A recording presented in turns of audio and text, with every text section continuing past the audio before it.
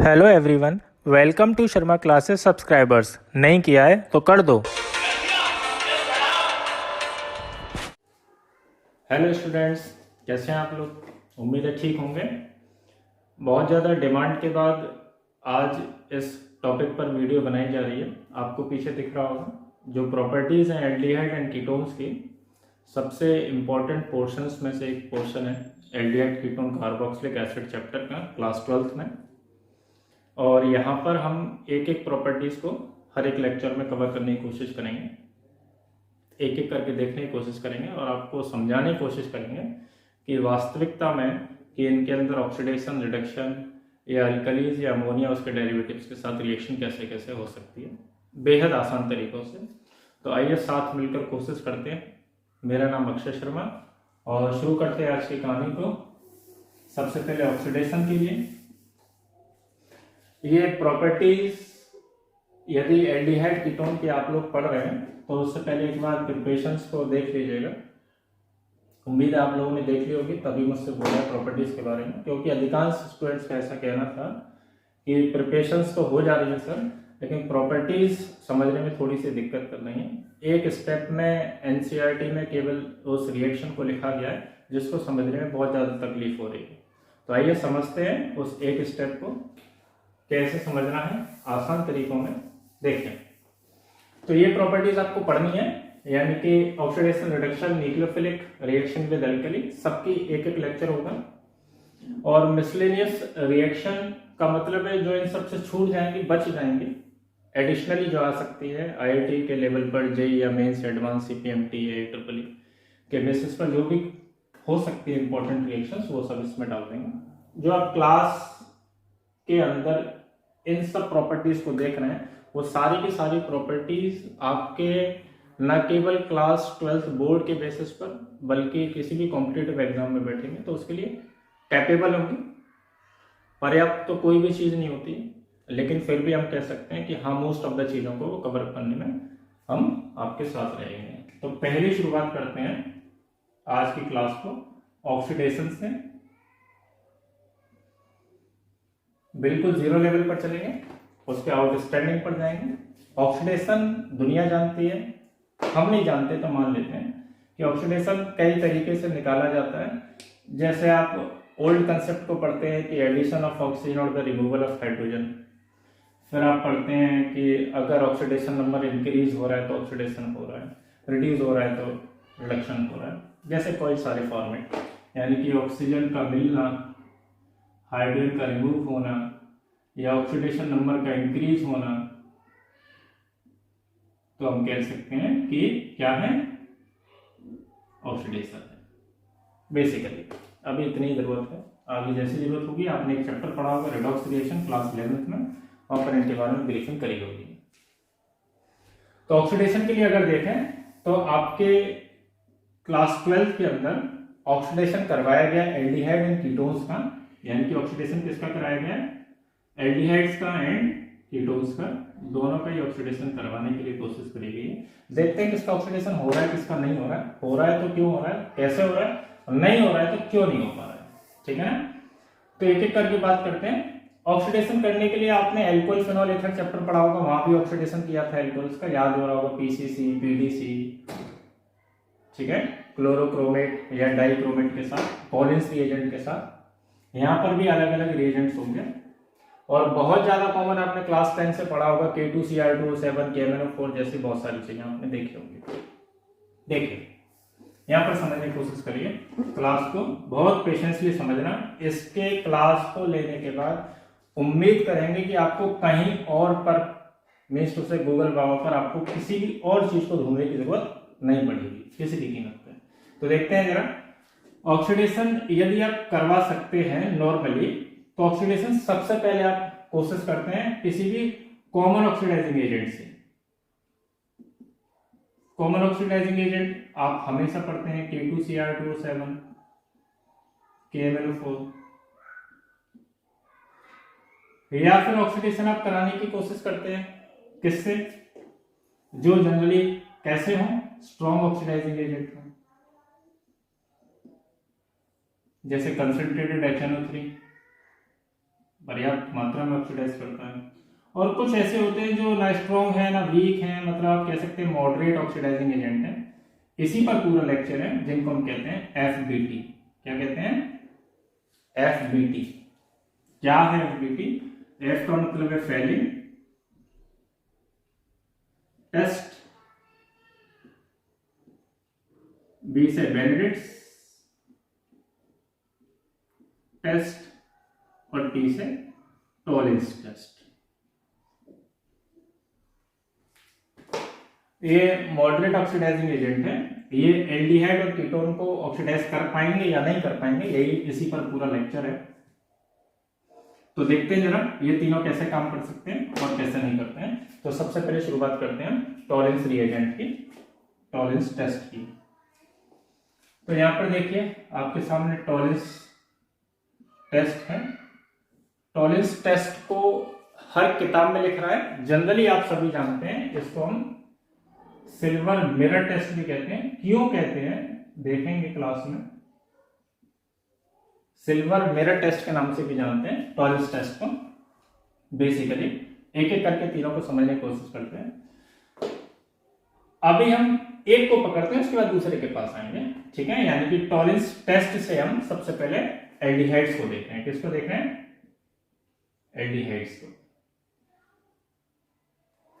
टॉलिंस test के लिए टॉलिंस reagent की आपको जरूरत होगी। टॉलिंस रिएजेंट की आपको जरूरत होगी। और जो टॉलिंस रिएजेंट है उसका नाम है ammoniacal solution of AgNO3।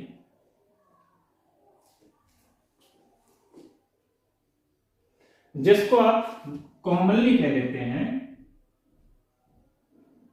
Ammoniacal silver nitrate.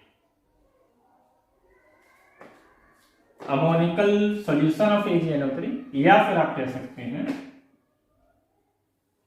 Ammoniacal silver nitrate, ठीक है।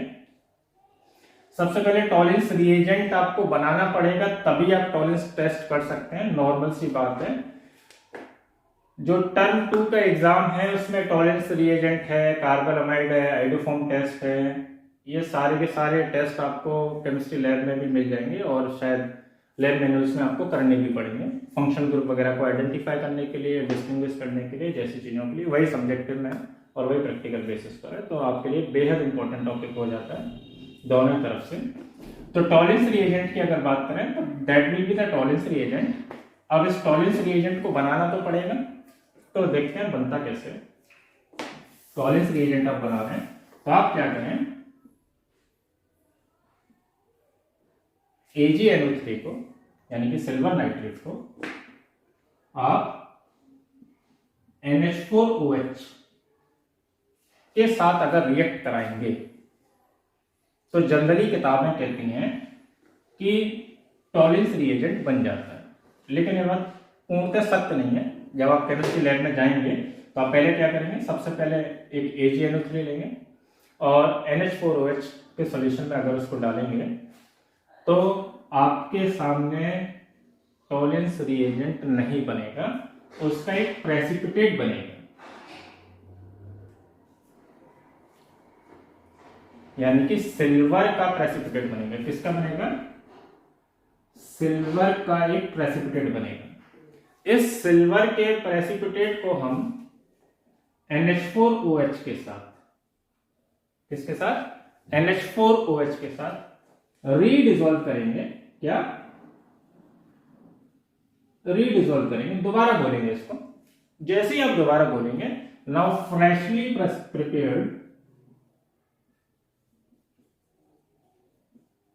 प्रिपेयर्ड टॉलिंस रिएजेंट आपके सामने होगा। ध्यान रखें, टॉलिंस टेस्ट के लिए आपको हमेशा फ्रेशली प्रिपेयर्ड रिएजेंट ही लेना है और इसका नाम है AgNH3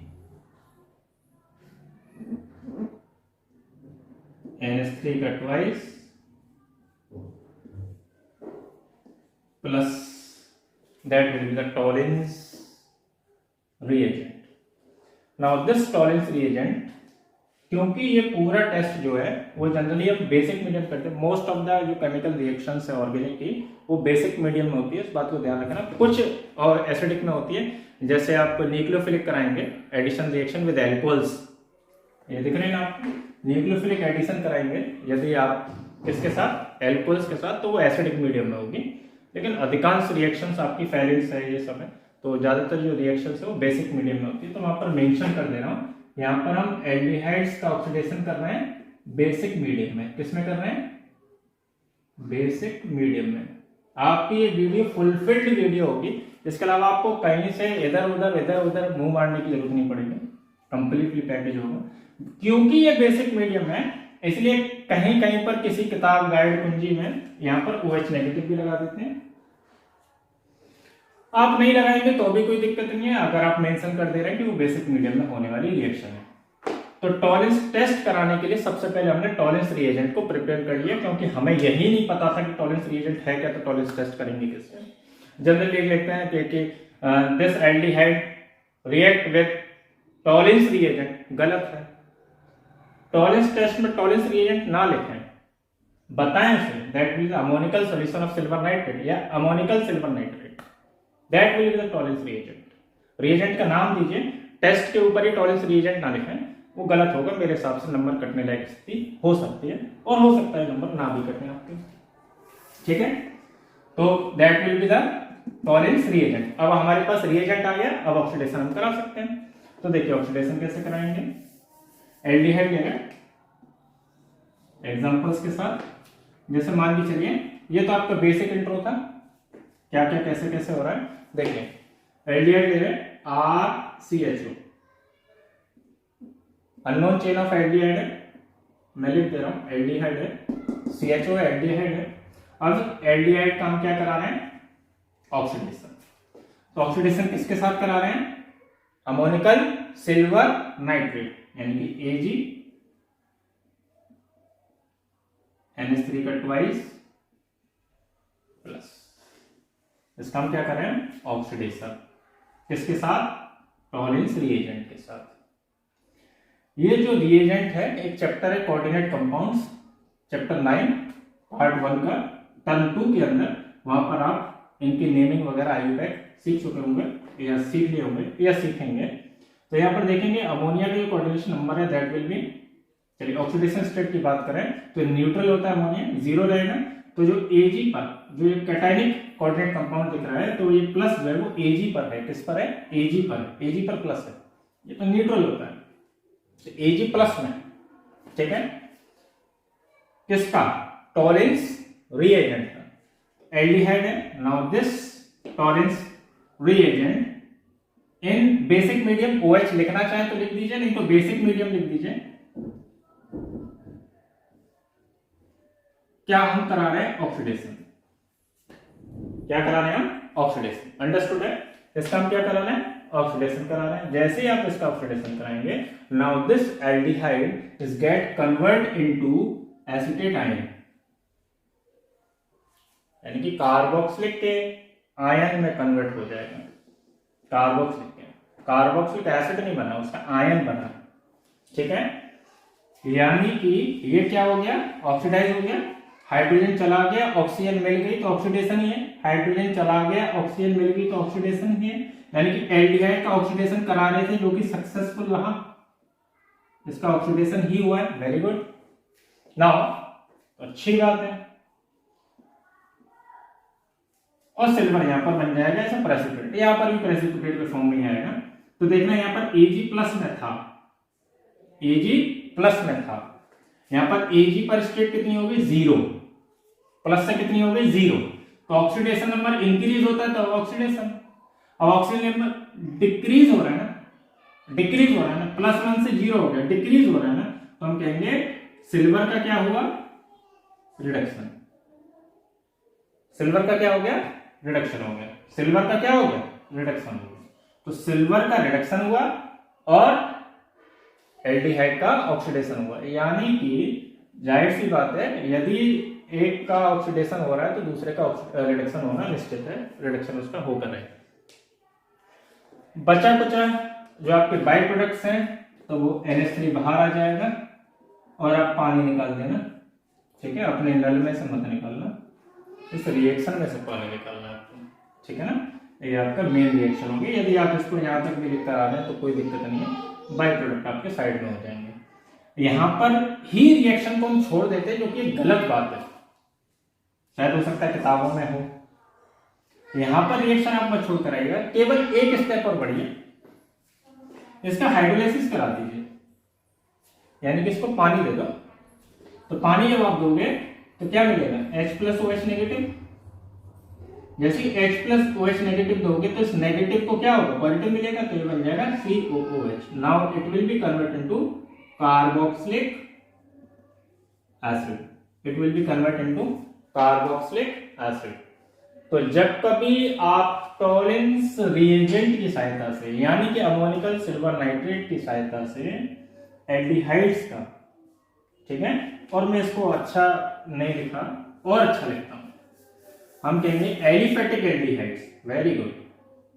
मेरी एक एक बात का ध्यान रखना, अगर आपको दोबारा इस टॉपिक को कहीं और नहीं ढूंढना है तो एलिफेटिक एल्डिहाइड यानी कि ओपन चेन एल्डिहाइड को मैंने टॉलेंस रिएजेंट के साथ रिएक्ट कराया, बेसिक मीडियम में ऑक्सीडाइज कराया। Now it will get converts into carboxylic acid, ठीक है, and the aldehyde goes oxidized and the silver get reduced from the tollens reagent। इतनी सी बात आप लोगों को समझ में आई, क्लियर है, थोड़ा सा समझ में आया।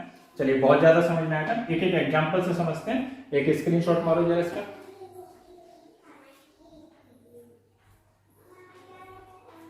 स्क्रीनशॉट मारे, हो गया। चलिए ठीक है, आगे बढ़ते हैं, इसको मिटा देते, पूरी जगह का सदुपयोग करेंगे।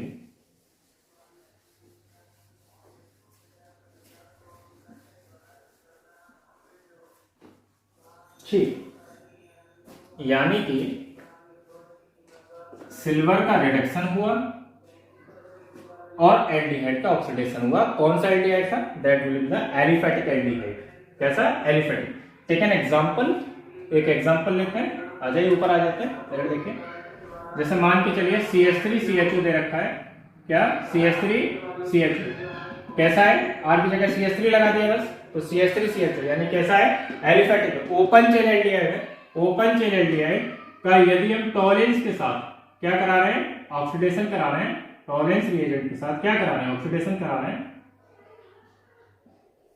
बेसिक मीडियम में क्या करा रहे हैं, ऑक्सीडेशन करा रहे हैं, तो देन इट गिव्स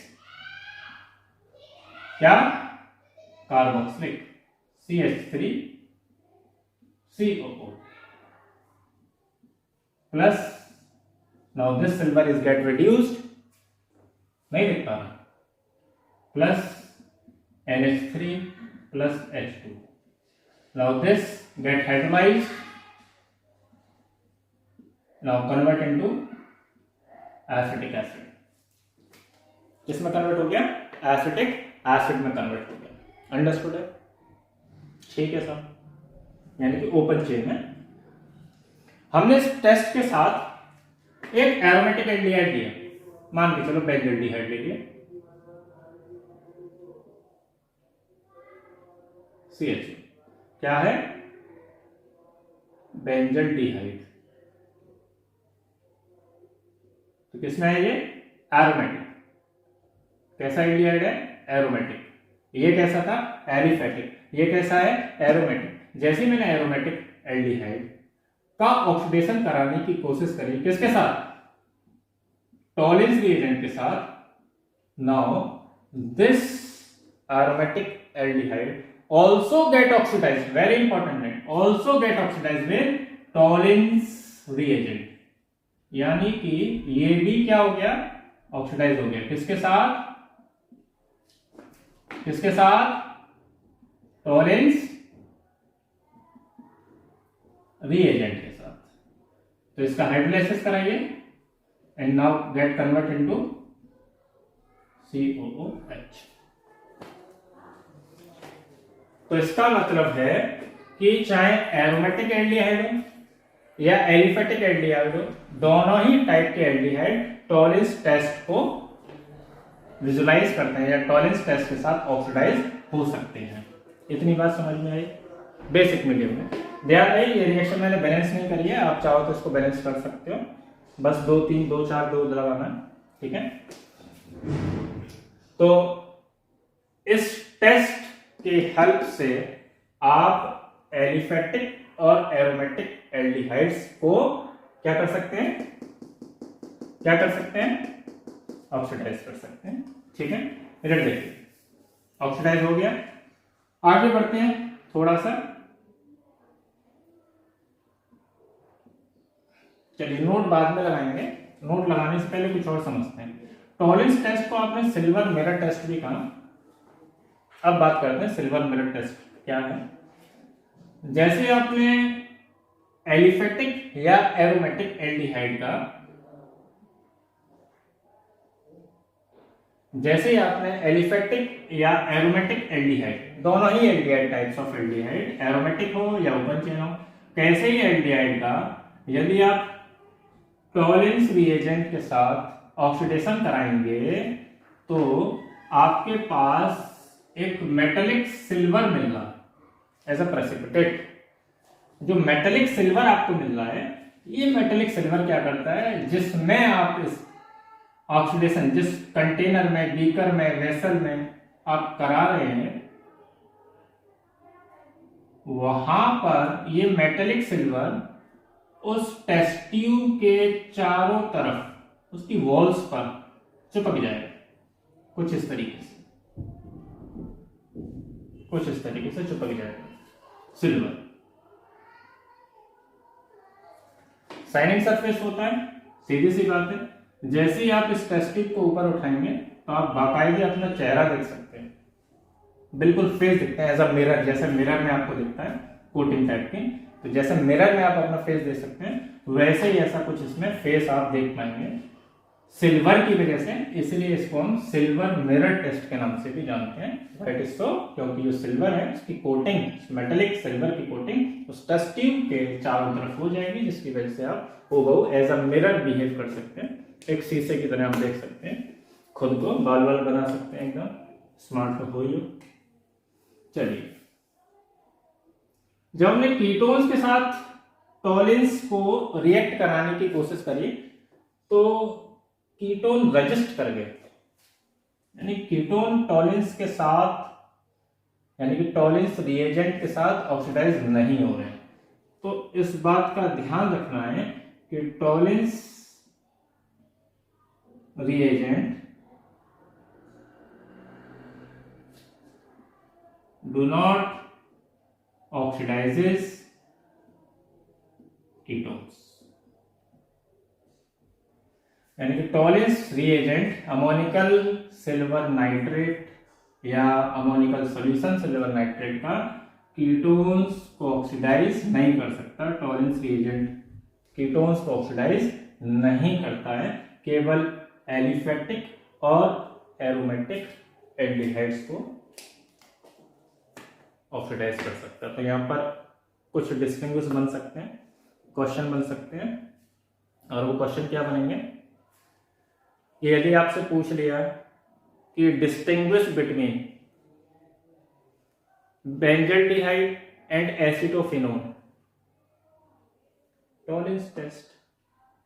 क्यों कि जैसे ही आप बेंजल्डिहाइड और एसिटोफिनोन यानी कि कीटोन, तो जैसे ही आप बेंजल्डिहाइड को टॉलेंस रिएजेंट के साथ रिएक्ट कराएंगे, now it get further oxidized and forms और to be converted into carboxylic और its ion, but ketone resist to oxidize with Tollens reagent, that will be the distinguish।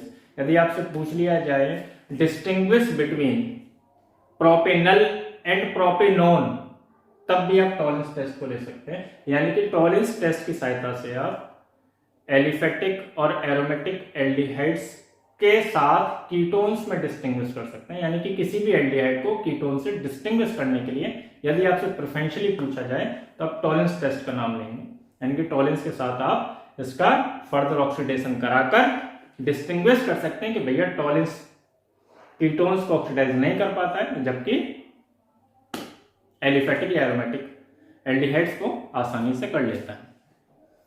बार बार कहा, lecture के शुरू में कहा, फिर रिपीट कर रहा हूं, कभी भी एग्जाम में टॉलिन्स टेस्ट के साथ टॉलिन्स रिएजेंट नहीं लिखना है आपको, अगर अच्छे मार्क्स चाहिए, क्योंकि आपकी कॉपी एग्जामिनर से बात करनी चाहिए, कुछ ऐसा रिप्रेजेंटेटिव लिखें। तो टॉलिन्स रिएजेंट ना लिखकर लिख लो यार थोड़ा सा analytical solution of silver nitrate, वैसे भी तो रिएक्शन देकर आओगे, कुछ नहीं तो टॉलिन्स रिएजेंट की जगह उस फॉर्मूले को लिखते रहो, ठीक है। तो that will be the Tollens test. अभी तक के कंक्लूजन में ये निकला कि जो टॉलिन्स टेस्ट है वो केवल एल्डिहाइड्स के लिए कैपेबल है, वो कीटोन्स के लिए कैपेबल नहीं है। ऐसा एनसीईआरटी कहती है, किताबें कहती हैं बहुत सारी, लेकिन ऐसा होता है। कैसे होता है वो देखते हैं। इतना हो गया, स्क्रीनशॉट मारो, एक एलिफेटिक का एक एरोमेटिक का, मारो जल्दी फटाफट। हमेशा याद रखना है एलिफेटिक एरोमेटिक में डिस्टिंग्विश नहीं करना है, एल्डिहाइड और कीटोन का डिस्टिंग्विश आ रहा है तो टॉलरेंस रखना है, ठीक है ना। चलिए हो गया, बता दें। चल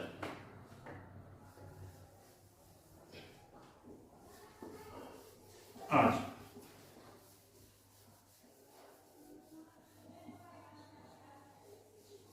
सिल्वर मिरर टेस्ट क्यों कह रहे हैं आपको पता ही चल गया होगा। जो मेटेलिक सिल्वर है उसकी कोटिंग हो जाएगी उस टेस्ट ट्यूब या बीकर के चारों तरफ, जिसकी वजह से आपको एक शीशे जैसा अज्यूमिंग होगा, तो आप समझ जाएंगे कि भैया वो एक क्या है, पूरे को मिटा देते हैं, क्या है कि वो एक सिल्वर मिरर टेस्ट के नाम से भी जाना जाता है।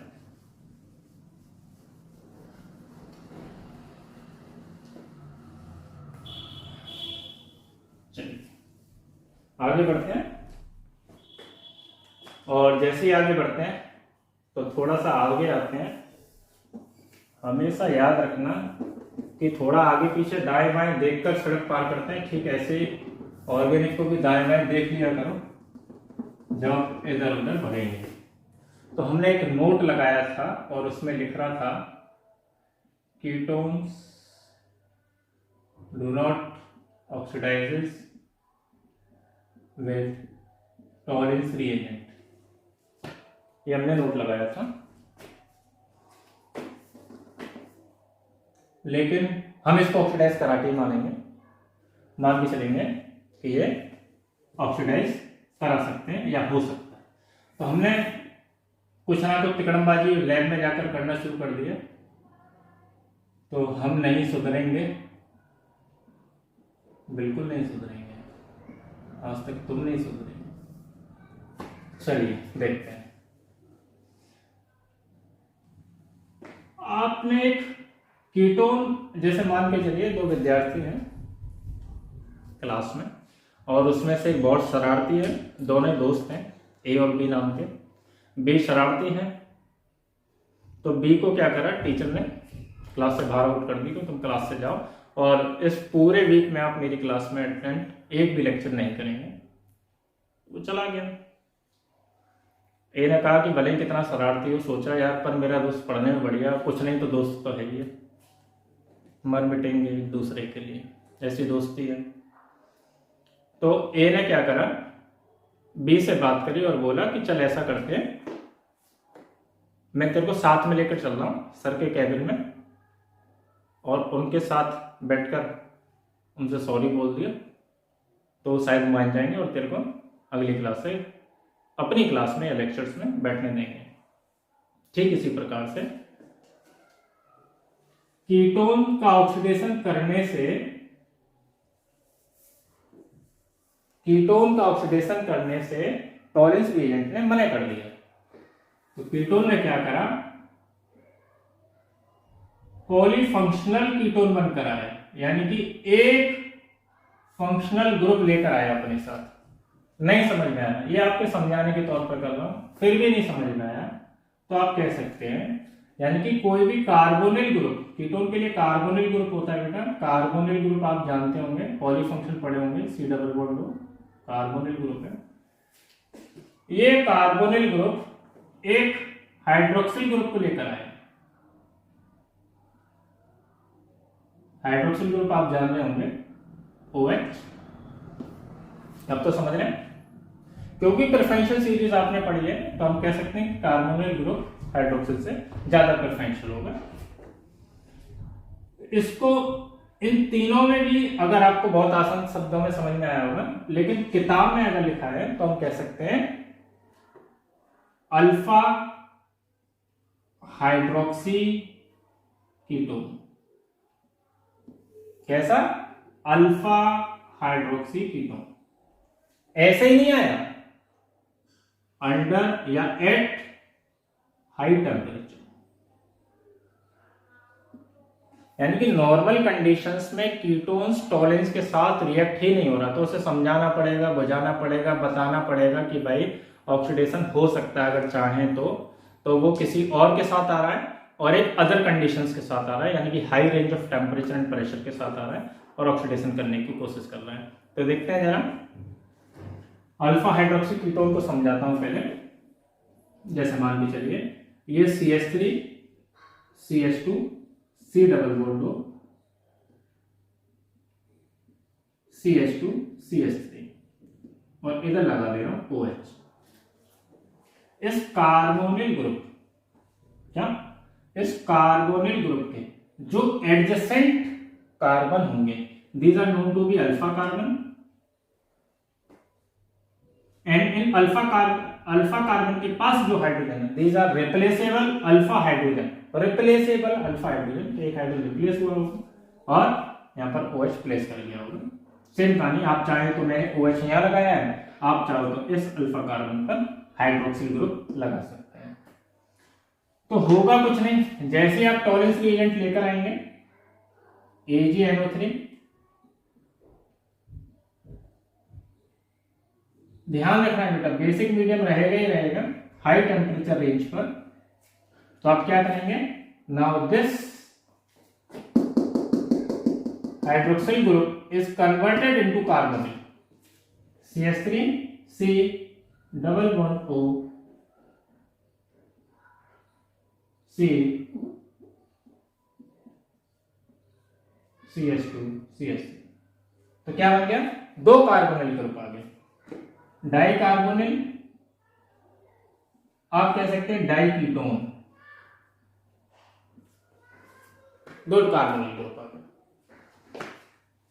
सवाल यहां पर होना चाहिए मेरे हिसाब से, तो दो हाइड्रोजन कहां चले गए? क्या H2 बन गई? नहीं बनी, H2 नहीं बनी, H2O बना। कैसे बना होगा? दो हाइड्रोजन ये ले, एक हाइड्रोजन यहां से गया होगा, एक हाइड्रोजन यहां से गया होगा, सीधी सी बात है। ऑक्सीजन के पास इलेक्ट्रोनेगेटिविटी ठीक ठाक है, ऐसे कार्बन ही हाइड्रोजन ही हटाएगा, ये ऑक्सीजन अपने शेयर्ड इलेक्ट्रॉन्स इस हाइड्रोजन से ले लेगा, ठीक है ना, ये अपने इलेक्ट्रॉन्स ले लेगा अपनी तरफ, ये हाइड्रोजन फ्री होगा, कार्बन पर नेगेटिव लगेगा ऑक्सीजन पर, ठीक है। ठीक इसी प्रकार से यहाँ से ये हाइड्रोजन हटेगा, क्योंकि कार्बन की वैलेंसी सेटिस्फाई करनी पड़ेगी ऑक्सीजन को, तो ऑक्सीजन क्या करेगा, डबल बॉन्ड बनाएगा और ये H और H मिलकर H2, क्योंकि आप ऑक्सीडेशन करा रहे हैं, क्योंकि आप ऑक्सीडेशन करा रहे हैं तो आपके पास एक ऑक्सीजन भी होगा, तो ये H2O के साथ मिलकर पानी बाहर। अभी तक हम कह रहे थे कि कीटोन ऑक्सीडाइज नहीं होगा, लेकिन कीटोन ऑक्सीडाइज हो सकता है। उसके लिए दो कंडीशन है, एक तो वो अकेला आए, यानी कि कार्बोनिल ग्रुप के साथ हाइड्रोक्सी ग्रुप को लेकर आए, और दूसरी कंडीशन ये है कि वो अगर आ भी रहा है तो high range of temperature pressure है, विग्रस कंडीशंस के अंतर्गत है, ठीक है ना। कहीं कहीं पर लिखा होता है अंडर द विग्रस कंडीशन पर भी कीटोन्स ऑक्सीडाइज नहीं होते हैं, बिल्कुल सही कह रहा है। लेकिन अगर कार्बोनिल ग्रुप यानी कि कीटोन हाइड्रोक्सी से आ रहा है तो पक्का और 100% वो टॉलेंस रिएजेंट के साथ ऑक्सीडाइज हो सकता है। इतनी बात क्लियर है, समझ में आई? चलिए और क्या पढ़ सकते हैं इसमें? एक चीज तो ये हो गई, दूसरी चीज आप ये पढ़ सकते हैं मेरे हिसाब से कि बिल्कुल नॉर्मल भाषा में लिख रहे हैं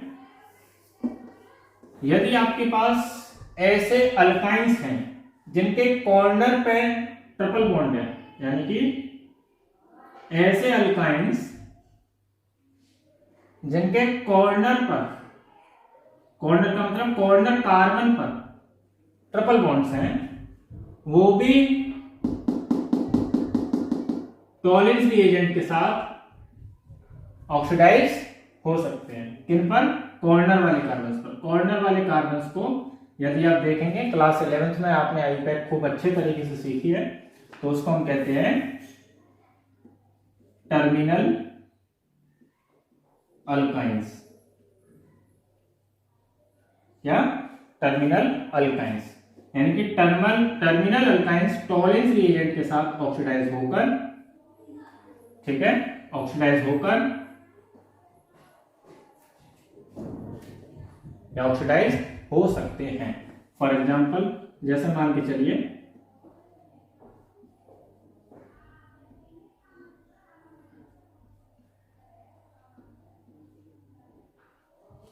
तो एक टर्मिनल है कॉर्नर पर, तो इसके साथ टॉलेंस रिएजेंट के साथ ऑक्सीडेशन कराएं, क्या होगा?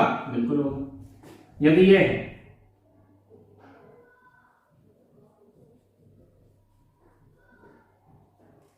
अब ऑक्सीडेशन होगा टॉलेंस के साथ? नहीं होगा, केवल टर्मिनल्स के साथ होगा। ये चीज आपको ध्यान रखना। और क्या बात हो सकती है? बहुत ज्यादा मेरे हिसाब से इतना पर्याप्त है, सफिशिएंट है, इससे ज्यादा बात करने की जरूरत नहीं है। फिर भी अगर बहुत ज्यादा ही आपको देखना है, ये सब हम सिलेबस के बियॉन्ड आ गए, यानी कि एनसीईआरटी से ऊपर है। एनसीईआरटी तो केवल इस लाइन को कह रही है कि ketones do not oxidize with Tollens reagent, और एनसीईआरटी ये कह रही है। हम नहीं सुधरेंगे का मतलब हम उसके ऊपर चल रहे हैं, ठीक है। तो मेरे हिसाब से इतना पर्याप्त होगा। फिर भी आपसे पूछा जाए तो किसी किसी जगह पर आप देखेंगे कि फॉर्मिक एसिड, केवल फॉर्मिक एसिड भी टॉलेंस के साथ ऑक्सीडाइज हो सकता है, ठीक है, CO2 गैस बनाएगा और सिल्वर का रिडक्शन, ठीक है ना। अगर आप देखेंगे तो बहुत ज्यादा इतना पर्याप्त है, सफिशिएंट है। आपको ये 2 पॉइंट्स ज्यादा ध्यान रखने हैं। अगर वो छूट भी जाएगा, भूल भी जाओगे तो कोई दिक्कत वाली बात नहीं है, अकॉर्डिंग टू मी, ठीक है। अब आपसे डिस्टिंग्विश पूछा जाएगा तो आपके पास बहुत सारे डिस्टिंग्विश होते हैं।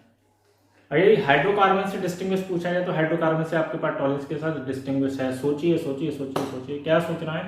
देखना, आपने क्लास 10th में 11th में हाइड्रोकार्बन्स पढ़ा, उसमें सैचुरेटेड अनसैचुरेटेड पढ़े थे। आपने वेजिटेबल घी को वेजिटेबल ऑयल में कन्वर्ट करा, तो सैचुरेटेड को अनसैचुरेटेड से डिस्टिंग्विश करने के लिए करा था, हाइड्रोजिनेशन आपने करा। लेकिन कभी भी आप अनसैचुरेटेड हाइड्रोकार्बन्स का डिस्टिंग्विश नहीं कर पा रहे थे। कह रहे थे ये वेजिटेबल ऑयल से वेजिटेबल घी में कन्वर्ट करेगा, घी से ऑयल में कन्वर्ट करेगा, लेकिन अल्कीन और अल्काइन का डिस्टिंग्विश नहीं कर पा रहे थे। दोनों ही ब्रोमीन वाटर को डीकलराइज कर रहे हैं। जैसे बहुत सारे प्रोसेस ऐसे थे, लेकिन टॉलेंस रिएजेंट की हेल्प से आप अनसैचुरेटेड हाइड्रोकार्बन्स को भी डिस्टिंग्विश कर सकते हैं। कैसे कर सकते हैं? ऐसे कर सकते हैं कि जो अल्काइंस है वो टॉलेंस के साथ ऑक्सीडाइज हो सकता है, जबकि अल्कीन्स नहीं होते हैं। और अल्काइंस भी कौन से? जिनके कॉर्नर ट्रिपल बॉन्डेड हो कार्बन, या फिर आप कह सकते हैं टर्मिनल अल्काइंस, ठीक है।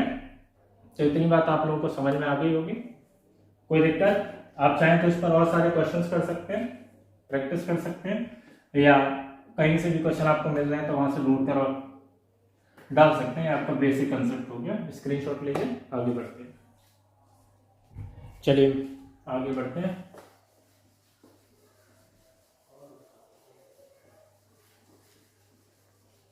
यानी कि टॉलेंस रिएजेंट का कंसेप्ट आप सबको अब क्लियर हो गया होगा, एकदम आरओ वाले पानी की तरह। और उम्मीद करते हैं कि आपको और कहीं इंटरनेट पर ढूंढने की जरूरत नहीं पड़नी चाहिए। ढूंढोगे भी तो लौट करके या तो यही चीज होंगे या फिर घुमा फिरा कर पेश करी जाएंगी।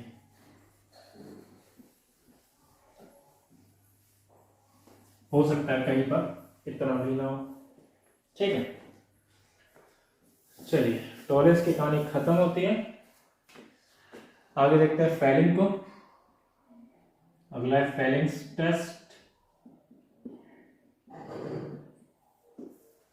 फेलिंग टेस्ट की भी खास बात यह है ये भी एल्डिहाइड को ही ऑक्सीडाइज करता है।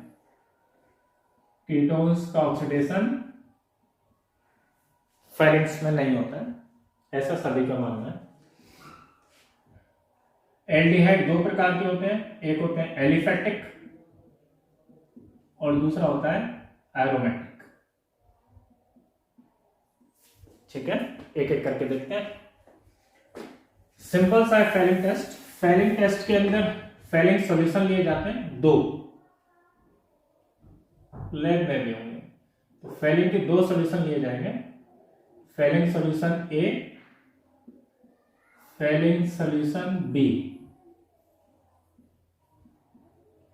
ध्यान रहे दोनों का इक्विमोलर होना चाहिए, यानी कि बराबर मात्रा में। Equimolar solution of Fehling's A and Fehling's B. Fehling solution A और बी की बात करें तो ए के अंदर होता है कॉपर सल्फेट,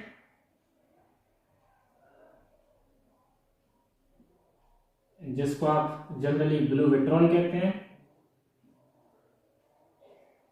फॉर्मूला याद होगा CaSO4.5H2। ठीक है, और बी को आप कहते हैं सोडियम पोटेशियम टार्ट्रेट। याद हो एनेंशियोमर्स वगैरह जब मैंने आपको कराए थे तब इसका एग्जाम्पल भी लिया था,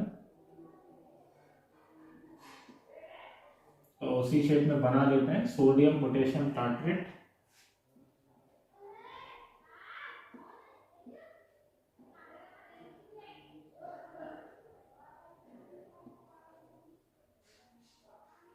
सोडियम पोटेशियम टार्ट्रेट। ठीक है, ये दोनों के इक्विवेलेंट सॉल्यूशन लेकर हम फेलिंग टेस्ट को कराते हैं। फेलिंग टेस्ट के अंदर आपको मेंशन करना पड़ेगा to Fehling solution of equivalent of A and B, that is copper sulphate and sodium potassium tartrate. ठीक है, नाम भी लिख देंगे तो पर्याप्त है। आप फॉर्मूला नहीं बना पा रहे हैं, भूल गए, ठीक है, तो कोई दिक्कत नहीं है। चलिए, तो जब कभी आप एलिफेटिक एल्डिहाइड को लेंगे, एलिफेटिक, जब कभी आप एलिफेटिक एल्डिहाइड को इनके साथ ऑक्सीडाइज कराएंगे, ऑक्सीडेशन ये भी बेसिक मीडियम में होती है, OH लगा लीजिए, ये भी बेसिक मीडियम में ही होती है। Now this aliphatic aldehyde converts into sodium salt of carboxylic acid, converts into sodium salt of carboxylic acid। इसका आप हाइड्रोलाइसिस कराइए और कार्बोक्सिलिक एसिड में कन्वर्ट कर दीजिए। ठीक है, and forms a red precipitate of cuprous oxide, red precipitate of cuprous oxide. ठीक है, तो इसका मतलब है इसका ऑक्सीडेशन हो रहा है बेटे, दिख रहा होगा आपको, और इसका क्या हो रहा है, रिडक्शन हो रहा है ना, रिडक्शन। देखो +2 में है, +1 में आ गया तो देख रहे हैं इसका -2 होता है, तो 2x - 2 is equal to 0, 2x is equal to 2, तो x इज इक्वल टू 2/2 कितना आ गया, +1। तो इसका ऑक्सीडेशन हो रहा है और इसका कॉपर का रिडक्शन हो रहा है। इसके अंदर कोई भी एग्जांपल ले सकते हैं, CH3 CH2 CHO। फेरेंस सॉल्यूशन के साथ आप इसका बेसिक मीडियम के अंदर ऑक्सीडाइज करा रहे हैं, ऑक्सीडेशन करा रहे हैं। Now this convert into CH3 CH2 COONA and with reduction or the red precipitate of cuprous oxide। ध्यान रखने योग्य बात यह है कि हमने एलिफेटिक ही लिए। ध्यान रखना यही है कि aromatic aldehydes do not gives this test, ये ध्यान रखना। एरोमेटिक एल्डिहाइड इस टेस्ट को नहीं देते, केवल और केवल एलिफेटिक एल्डिहाइड ही इस टेस्ट को दे सकते हैं, केवल और केवल एलिफेटिक। बड़ा ही खूबसूरत सा क्वेश्चन बन रहा है मेरे दिमाग में। यदि आपसे डिस्टिंग्विश करने के लिए पूछा जाए, distinguish between formaldehyde and benzaldehyde, तो कौन सा लेंगे? Fehling test. आपसे पूछा जाए distinguish between ethanol and benzaldehyde, तो आप कौन सा लेंगे? Fehling test. यानी कि फेलिंग टेस्ट ना के, अगर आपसे पूछा जाए distinguish between acetophenone and benzaldehyde, तब आप कौन सा लेंगे? तब भी आप, तो फेलिंग टेस्ट ना केवल एल्डिहाइड और कीटोन का डिस्टिंग्विश करता है, बल्कि एलिफेटिक एंड एरोमेटिक एल्डिहाइड्स के बीच में भी डिस्टिंग्विश करता है। सबसे इंपॉर्टेंट जो आपको ध्यान रखना है, यदि आपसे एल्डिहाइड्स के बीच में डिस्टिंग्विश करने के लिए कह रहा है, then you have to consider Fehling's. आपसे एल्डिहाइड्स एंड कीटोन्स के बीच में डिस्टिंग्विश कर रहा है, then you have to prefer Tollens और इट विल बी फेलिंग्स। कोशिश करिए टॉलिन्स को रखना। टॉलिन्स कुछ हद तक कॉम्पिटिटिवली ज्यादा पावरफुल दिख रहा है हमें। तो यदि आपसे इन मॉडरेट ऑक्सीडाइजिंग एजेंट की बात करें, तो प्रेफरेंशियली आप फेलिंग और टॉलिन्स में से टॉलिन्स को ज्यादा प्रायोरिटी दें एज कॉम्पेयर टू फेलिंग्स। तो फेलिंग्स के अंदर आप एलिफेटिक एरोमेटिक दोनों ही एल्डिहाइड्स का भी डिस्टिंग्विश कर सकते हैं, साथ के साथ एल्डिहाइड एंड कीटोन्स का भी डिस्टिंग्विश कर सकते हैं, जबकि टॉलिन्स में केवल एल्डिहाइड कीटोन्स। तो आपके पास अगर 4 ऑप्शन होंगे तो आपको समझना पड़ेगा, ध्यान रखना है। ट्रिपल बॉन्ड कॉर्नर में है तो टॉलिन्स के साथ हो सकता है, ट्रिपल बॉन्ड बीच में है तो कॉर्नर्स में नहीं है, तो टॉलिन्स के साथ ऑक्सीडेशन नहीं हो सकता। एलिफेटिक और एरोमेटिक का डिस्टिंग्विश पूछ रहा है, तो आपसे स्पष्ट बात है कि एरोमेटिक और एलिफेटिक के अंदर आप फेलिंग्स टेस्ट से डिस्टिंग्विश करेंगे। यदि एरोमेटिक एल्डिहाइड एंड एसिटोफिनोन में आपसे डिस्टिंग्विश पूछ रहा है, तो आप टॉलिन्स ही ले सकते हैं, क्योंकि फेलिंग ना तो एसिटोफिनोन करेगा और ना ही एरोमेटिक एल्डिहाइड करेगा। तो उस कंडीशन आप टॉलिन्स देंगे। तो समझ रहे हैं पूरे कंसेप्ट को बहुत ध्यान से। एरोमेटिक एल्डिहाइड, मैं रिपीट कर रहा हूं, एरोमेटिक एल्डिहाइड और एसिडोफिनोन में डिस्टिंग्विश करना है, तो आप क्या लेंगे? तब आप लेंगे टॉलिन्स रिएजेंट। यदि आपसे इथेनॉल एंड बेंजल्डिहाइड में डिस्टिंग्विश करना है, तो आप लेंगे फेलिंग्स। तो आपको समझना है, जो ऑप्शंस होंगे उन्हें ध्यान से समझना। कि आप लोग आईआईटी की, नीट की, जेईई की तैयारी करते हैं, तो उस आधार पर थोड़ा सा लॉजिकली सोचा करिए, रटा मत करिए, समझा करिए चीजों को। रट रट कर गोला भरो अभियान में चले जाते हैं कि चलो गोली तो भर के आना है, नंबर आ जाएगा तो ठीक है।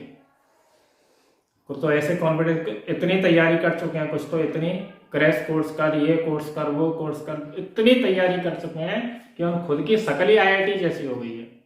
इतनी आईआईटी की तैयारी कर चुके, जो मतलब जो कुछ भी पूछो तो उनसे कहते हैं 4 ऑप्शन दो।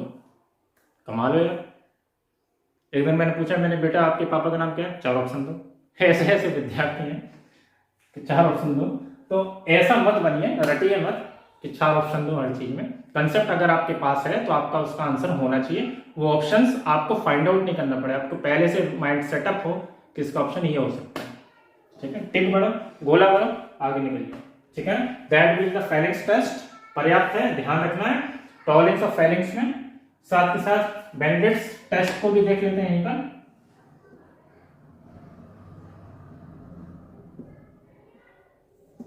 बेनेडिक्ट्स टेस्ट के अंदर भी सेम कहानी है, बस इतना फर्क है कि यहां पर हम सोडियम पोटेशियम टार्ट्रेट ले रहे हैं और बेनेडिक्ट्स में हम सोडियम यानी कि CuSO4 NaOH और साथ में सोडियम पोटेशियम सिट्रेट लेंगे। क्या लेंगे? Sodium potassium citrate. इतना फर्क है बस। तो जब कभी आप एल्डिहाइड का क्या कराएंगे? ऑक्सीडेशन इन सब के साथ, ठीक है, ऑक्सीडेशन कराएंगे इन सब के साथ, वही मीडियम रहेगा, बेसिक रहेगा। ऑक्सीडेशन कराएंगे, then it gives sodium salt of carboxylic acid and forms a red precipitate of cuprous oxide। Benedict's और फेलिंग में कुछ खास फर्क नहीं है, बस इतना फर्क आपको याद रखना है। सोडियम पोटेशियम टार्ट्रेट कह रहा है तो फेलिंग है, और सोडियम पोटेशियम सिट्रेट कह रहा है तो वो बेनेडिक्ट्स है। तो ये कंप्लीट ऑक्सीडेशन आपका यहाँ पर होता है। इससे ज्यादा आपको मेरे हिसाब से पढ़ने की ज़रूरत नहीं होगी। मैक्सिमम लेवल है जिसके पास आप कंप्लीट तरीके से कोई भी क्वेश्चन को कर सकते हैं। अगर मुझसे पूछें कि क्लास 12th बोर्ड के लिए इस पूरे टॉपिक से इंपॉर्टेंट क्वेश्चन क्या है, तो मैं कहूंगा एनसीईआरटी एक्सरसाइज का जो 19वां क्वेश्चन है वो इस टॉपिक का अच्छा क्वेश्चन है, इंपॉर्टेंट हो सकता है कि आप अपने लेवल पर से करके देखिए। नहीं आता है तो आप मेरे को बता सकते हैं। उम्मीद है वीडियो आपको समझ में आई होगी। ठीक इसी प्रकार से पढ़ते रहिए, तनाव नहीं लीजिए और 4 ऑप्शन को ढूंढना थोड़ा कम करिए, अपने कंसेप्ट को बिल्डअप करिए। फिर मिलता हूँ आपसे अगले लेक्चर में। Thank you class.